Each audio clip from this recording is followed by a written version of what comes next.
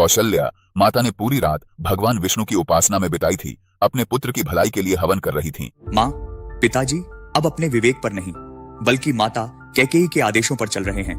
ऐसा निर्णय न तो उचित है और न ही न्याय संगत। भैया, राम को वनवास भेजना अधर्म है और मैं इसे स्वीकार नहीं कर सकता। भैया, राज्य संभालो और मैं आपके साथ हूँ। जो कोई आपके मार्ग में आएगा मैं उसे मिटा दूंगा, भले ही इसका मतलब हमारे पिता के खिलाफ जाना हो। हे राम, तुमसे बिछुड़कर मेरा जीवन निरर्थक है। तुम मेरे लिए प्रकाश हो, तुम्हारे बिना मेरा जीवन अंधकारमय हो जाएगा। माँ, पिताजी का आदेश मेरे लिए धर्म है। राजा का वचन सर्वोपरि है और मैं इसे निभाने के लिए वन में जाऊंगा। लक्ष्मण, क्रोध को त्यागो। पिताजी का आदेश धर्म का मार्ग है और मुझे उसे निभाना ही होगा। हमारे कर्तव्य में रक्तपात का कोई स्थान नहीं है। तुम्हारे बिना मैं कैसे जीवित रह पाऊंगी राम? क्या धर्म से बढ़कर माँ का प्रेम नहीं है? माँ, मैं आपको वचन देता हूँ कि 14 वर्षों के बाद अवश्य लौटूंगा। तब तक पिताजी की सेवा करना और अपने मन को शांत रखना। भैया, माता कैकेयी के इस अन्याय का प्रतिकार करना चाहिए। यह अन्याय सहन करने योग्य नहीं है। सुख दुख लाभ हानि जीवन मृत्यु सभी हमारे कर्मों का फल है। यह सब भाग्य की ही योजना है। भैया, आपके आदर्श मेरे हृदय को शांति देते हैं, परंतु इस अन्याय को सहन करना कठिन है। लक्ष्मण, राजपाट और वनवास में कोई अंतर नहीं है। हमें कर्म और धर्म का पालन करना चाहिए। भैया, आप क्यों इस अन्याय को सहन कर रहे हो? एक योद्धा के रूप में आपके पास अपना भाग्य बनाने की शक्ति है। जो भी आपके राज्याभिषेक का विरोध करेगा, चाहे वो इंद्र ही क्यों ना हो, मैं उन्हें मार दूंगा। भैया, भाग्य पर निर्भर होना कायरता है। वीर अपने बल से ही अपना मार्ग बनाते हैं। लक्ष्मण, मेरा सच्चा बल पिता की आज्ञा का पालन करना है। धर्म के पथ पर चलना ही हमारी सबसे बड़ी विजय है। भैया, आपकी सहनशीलता और धर्म का पालन मेरे लिए सबसे बड़ा आदर्श है। राम मेरे लाल, जो कभी कष्ट का अनुभव नहीं किया, अब वनवास में कैसे जीवन बिताएगा? माँ, पिता की आज्ञा का पालन करना हमारा धर्म है। उनका सम्मान करना ही हमारा सबसे बड़ा कर्तव्य है। जाओ मेरे बेटे, तुम्हारा व्रत पूरा हो, लौट कर आना, यही मेरी इच्छा है। माँ, आपकी सेवा मेरे लिए सबसे बड़ी प्रेरणा है। आपका आशीर्वाद ही मेरा संबल है। रघुकुल नायक, जो धर्म आपके साथ है वही मेरे पुत्र की रक्षा करे। पर्वतों, नदियों, देवों और रथुओं, मेरे पुत्र की रक्षा करना। कोई दैत्य, पिशाच या वन का जीव उसे हानि न पहुंचाए। जाओ मेरे लाल, अपनी माता का सपना पूरा करो। वनवास समाप्त कर लौटना, तब मेरा हृदय शांत होगा। अपनी माँ के आशीर्वाद और प्यार से भरे राम ने वनवास के मार्ग पर पहला कदम बढ़ाया। उसके बाद श्री राम सीता के कक्ष की तरफ जाते हैं। सिया हर्षित थीं, राम के आगमन की प्रतीक्षा कर रही थीं। परंतु जब राम साधारण वस्त्रों में चेहरे पर विषाद लिए पहुंचे, सिया का हृदय सहम गया, मानो कोई अनहोनी उनके द्वार पर खड़ी हो। हे स्वामी, आज आपके अभिषेक का दिन है, फिर आप इतने दुखी क्यों दिख रहे हैं? मेरे कानों में आज मंत्रियों का उत्सव गीत सुनाई दे रहा है। सीता का चेहरा चिंता और उलझन से भर गया। उनकी प्रसन्नता क्षण भर में विलीन हो गई। हे सीते, पिताजी ने मुझे वनवास का आदेश दिया है। माता कैकेयी ने अपने वरदान मांगे हैं और मैं उनके कहे अनुसार वन को जा रहा हूँ। राम की बात सुनते ही सीता की आंखों में मौन आंसू उमड़ आए। प्रिय, भरत का सम्मान करना और पिताजी की सेवा करना। मेरे न रहने पर आप सभी माताओं को आदर देना। हे स्वामी, आपके बिना मुझे इस राज्य या किसी सुख की इच्छा नहीं। मैं आपके साथ वन में चलूंगी और हर कठिनाई का सामना करूंगी। आपके चरणों की सेवा ही मेरे लिए सबसे बड़ा सुख है। आपके बिना स्वर्ग भी मुझे निरर्थक लगता है। सीते, वन का जीवन कठिन है। यहाँ के सुखों से बहुत दूर। वहाँ जंगली जानवर होंगे और हर दिन एक नई परीक्षा। आपके साथ रहना ही मेरा सबसे बड़ा सुख है। चाहे जितनी कठिनाई हो, मैं आपके बिना नहीं रह सकती। आप मुझे चाहे जितना रोकें, मेरा निश्चय अडिग है। मैं हर स्थिति में आपके साथ रहूंगी, चाहे कितनी भी कठिनाइयाँ क्यों ना आए। वन की पगडंडियां कांटों और जहरीली बेलों से भरी होती हैं। वहाँ न ही कोई कोमल बिस्तर मिलेगा और न ही खाने के लिए पकवान। जीवन केवल गिरे हुए फलों पर निर्भर होगा। प्रिय स्वामी, यदि आप वन जा रहे हैं तो मैं भी आपके साथ चलूंगी। वन का जीवन कठिन हो सकता है, पर आपके साथ होने का सुख ही मेरे लिए सबसे बड़ा है। सीते, तुम्हारी यह अटल निष्ठा मुझे अभिभूत कर रही है, परंतु मैं नहीं चाहता कि तुम इस कष्टकारी मार्ग पर चलो। स्वामी, जहाँ आप जाएंगे वही मेरा स्थान है। मैं आपकी हर कठिनाई में आपके साथ रहूंगी, बिना किसी भय के। हे स्वामी, वन के कष्ट प्रेम में परिवर्तित हो जाएंगे। मैं आपके बिना नहीं जी सकती। आपकी उपस्थिति में वन के सभी भय नष्ट हो जाएंगे। प्रियतम, बचपन में ही एक ब्राह्मण ने भविष्यवाणी की थी कि मुझे वन में रहना होगा। उस समय से मैंने वन जीवन की कल्पना अपने हृदय में संजोई है। प्रभु, मेरा जीवन केवल आपके साथ है।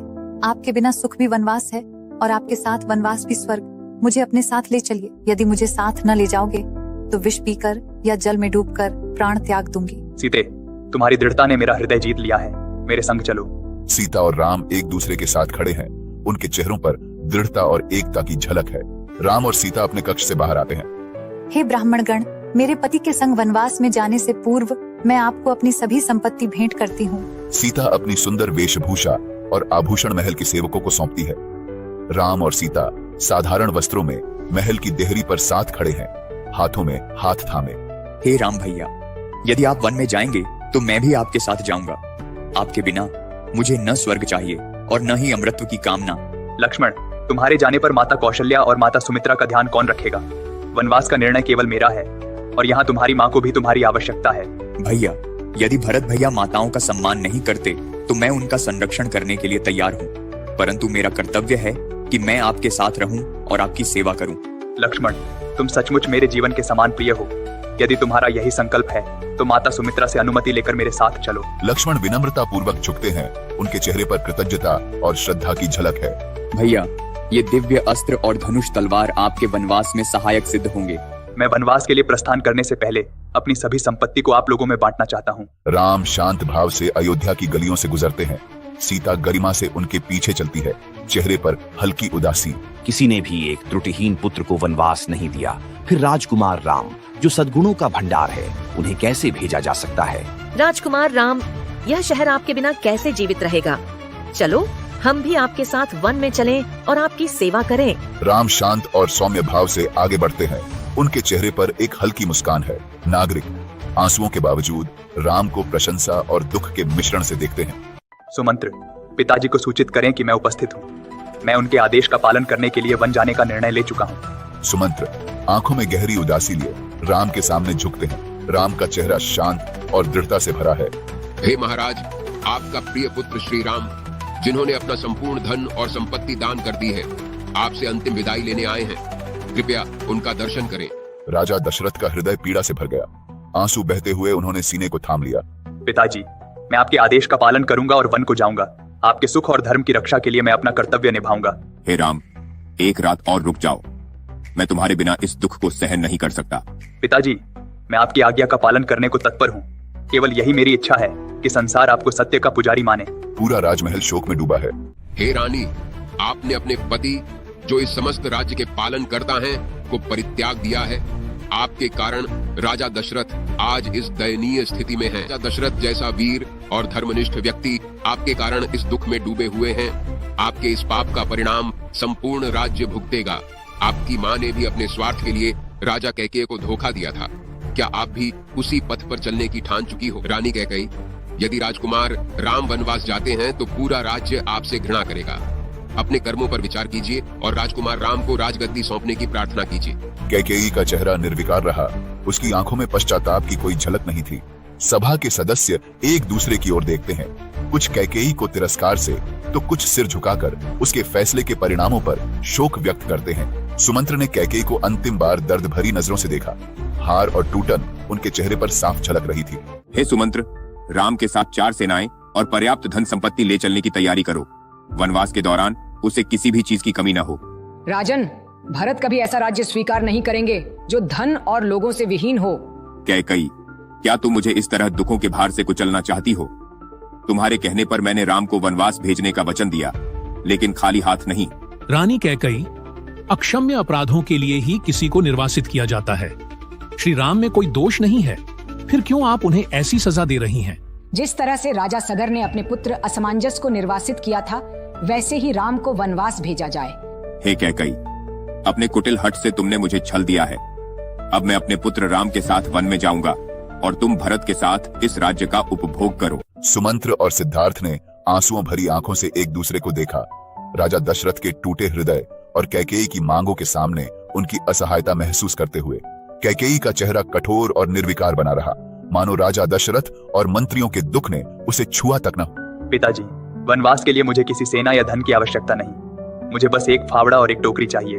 कृपया मुझे जल्दी से प्रस्थान करने दें। ये वस्त्र धारण करो राम। राम ने अपने राजसी वस्त्र त्याग कर गंभीरता से कठोर वल्कल धारण किए। उनके चेहरे पर संकल्प झलक रहा था। यह वस्त्र कैसे पहनते हैं? राम ने स्नेहपूर्वक सीता को वल्कल ओढ़ाने में मदद की। उनके हाथ स्थिर और आश्वासन से भरे थे। हे राम, जनक नंदिनी को हमारे पास छोड़ दीजिए। उन्हें वन में ले जाना ठीक नहीं है। कैकेयी, तुम्हारे वरदान में सीता का वनवास नहीं था। सीता अपने राजसी वस्त्रों में वन जाए, यही उचित है। कैकेयी अडिग और ठंडी बनी रही, ऋषि वशिष्ठ के शब्दों को अनसुना करते हुए। कैकेयी, जानकी का क्या दोष था जो वह तपस्विनी का वस्त्र पहने? यह उचित नहीं है कि वह इस भेष में वन जाए। राम ने तुम्हारा क्या बिगाड़ा था जो उसे वनवास दिया? और सीता ने क्या पाप किया कि उसे भी तुम वन भेजना चाहती हो? मेरी अनुपस्थिति में मेरी माता कौशल्या का विशेष ध्यान रखना। वह कभी किसी से कटु शब्द नहीं कहती, पर मेरे बिना वह दुख की सागर में डूब जाएंगी। राजा दशरथ का हाथ कांपते हुए राम की ओर बढ़ा। उनकी आंखें आंसुओं से भरी थीं। राम, सीता और लक्ष्मण वनवासी वस्त्र धारण कर सभा में लौटे। प्रणय और धर्म की राह पर जानकी अपने स्वामी के साथ हर कठिनाई में चलने को तत्पर थी। लक्ष्मण तपस्वी वेश में राम के पास दृढ़ता से खड़े रहे। राजा दशरथ की अंतिम प्रार्थना उनके कांपते हुए हाथों में सिमट गई। राजा दशरथ ने एक अतीत की प्रतिज्ञा निभाने के प्रयास में अपने प्यारे पुत्र को वनवास दे दिया था। रथ तैयार है महाराज। पुत्री, अपने पति के दुख में साथ देने वाली सच्ची पत्नी की तरह तुम भी उसके साथ वन जा रही हो। हर परिस्थिति में पति को देवता मानना ही सच्चा धर्म है। माँ, मुझे विवाह के समय ही सिखाया गया था कि पति परम देवता होते हैं। जहाँ राम जाएंगे, मैं भी उनके साथ वहीं जाऊंगी। मेरी अनुपस्थिति में मेरी माता कौशल्या का विशेष ध्यान रखना। वह कभी किसी से कटु शब्द नहीं कहती, पर मेरे बिना वह दुख की सागर में डूब जाएंगी। राजा दशरथ का हाथ कांपते हुए राम की ओर बढ़ा। उनकी यदि मुझसे कोई भूल हुई हो तो मुझे क्षमा करें। रानियां शोक में डूबी हुई राम की ओर हाथ बढ़ाती है। उनके चेहरे दुख से विकृत हो गए हैं। राम, सीता और लक्ष्मण तपस्वी वेश में महल के द्वार की ओर खड़े हैं। श्री राम, सीता और लक्ष्मण अपने पिता को अंतिम प्रणाम कर वन की यात्रा पर निकलने का संकल्प करते हैं। लक्ष्मण, राम को अपने जीवन का आधार मानते हुए उनकी सेवा में सदा तत्पर रहना। मेरे लिए अयोध्या ही वह वन है जहाँ राम निवास करते हैं। रथ तैयार है प्रभु, वन की यात्रा आरंभ करने के लिए। अयोध्या की जनता राम, सीता और लक्ष्मण के रथ के पीछे दौड़ती है, जैसे सूर्यास्त के बाद आसमान पर नजर ठहर जाती है। रुको रुको मेरे राम, एक बार और दर्शन दे जाओ। सीता वनवास की यात्रा शुरू करते हुए अश्रुपूरित आंखों से अयोध्या की ओर देखती है, जबकि लक्ष्मण उनकी रक्षा में खड़े हैं। राम अपने दुख को छिपाते हुए सुमंत्र को तेजी से चलने का संकेत देते हैं, जानते हुए कि पीछे मुड़ने से दर्द और बढ़ जाएगा। रथ के जाते ही राजा दशरथ ने व्याकुलता और विषाद के साथ आकाश की ओर देखा, जैसे अपनी आंखों में अपने प्रिय पुत्र की अंतिम छवि संजो रहे हों। जब तक श्री राम के रथ से उठी धूल दिखती रही, तब तक राजा दशरथ ने अपनी दृष्टि उससे नहीं हटाई। राम के ओझल होते ही राजा दुख से धरती पर गिर पड़े। हे कैकेयी, मुझसे दूर हो जा। आज से तू मेरी पत्नी नहीं। राम का वनवास देख, तूने जो चाहा वो पा लिया। कैकेयी राजा के शब्दों को सुनकर आश्चर्यचकित हो गई। राजा दशरथ का हृदय मानो उस उजाड़ नगर के जैसे ही सूना हो गया था। वे अपने प्यारे राम को याद करते हुए राजमहल लौटे। महल में श्री राम, सीता और लक्ष्मण के बिना राजा दशरथ को सब कुछ बेरंग और सूना लगा। हे राजन, उस कुटिल कैकेयी ने विष घोलकर हमारे राम को वनवास भेज दिया। जैसे सांप अपनी केंचुल छोड़ देता है, वैसे ही वह अपना कर्तव्य निभा चुकी है। क्या वह शुभ घड़ी आएगी जब यह राजधानी खुशी से झूम उठेगी और लोग राम का स्वागत करेंगे?